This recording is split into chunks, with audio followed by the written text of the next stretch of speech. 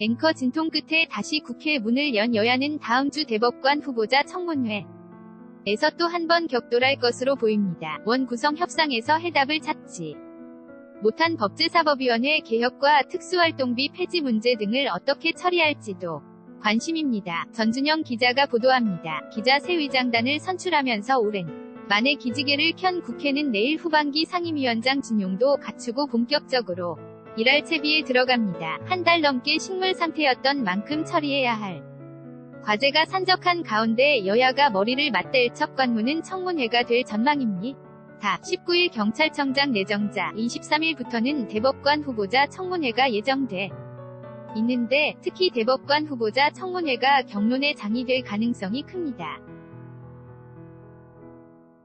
서호남, 즉 서울대 출신의 50대 남성이 아닌 만큼 다양성 측면에서 바람직하다는 입장과 정치적으로 편향된 인사들이라는 입장이 팽팽히 맞서고 있습니다. 홍영표 민주당 원내대표 지난 3일 새 후보자 두 사회정의, 사회적 약자 배려, 도덕성 등 대법관으로서 충분한 자질을 갖추고 김성태 한국당 원내대표 지난 3일 대법관도 그 인사로 편향적인 인사들이 들어간다면 과연 사법부가 국민적 신뢰로 계속 유지될 수 있을 것인지 원 구성 협상에서 타결짓지 못한 과제들도 반기 국회에서 서둘러 풀어야 할 숙제입니다. 입법 발목 잡기 논란을 어온 법제사법위원회의 권한 축소 문제는 운영위원회에서 다룰 예정인데 힘들게 법사위원장을 꿰찬 한국당이 어느 수준까지 물러설지가 관건입니다.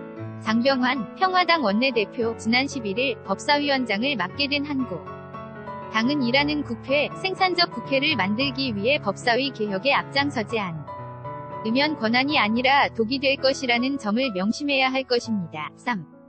짓돈이라는 비판이 끊이지 않은 국회 특수활동비에 대해서는 폐지 법안도 발의된 가운데 특권 내려놓기가 현실화할지 지켜볼 대목입니다. 김관영 바른미래당 원내대표 지난 6일 특수활동비라는 우산 아래 국회 의원들이 보호를 받거나 특권을 누려서는 안 된다는 결론입니다. 노회찬 정의당 원내대표 지난 5일 2019년 도 국회 예산에서 특수활동비를 전액 삭감할 것 편성 자체를 하지 말아야 합니다. 후반기 20대 국회에 대한 국민의 최종 평가는 2020년 총선을 통해 드러나게 됩니다.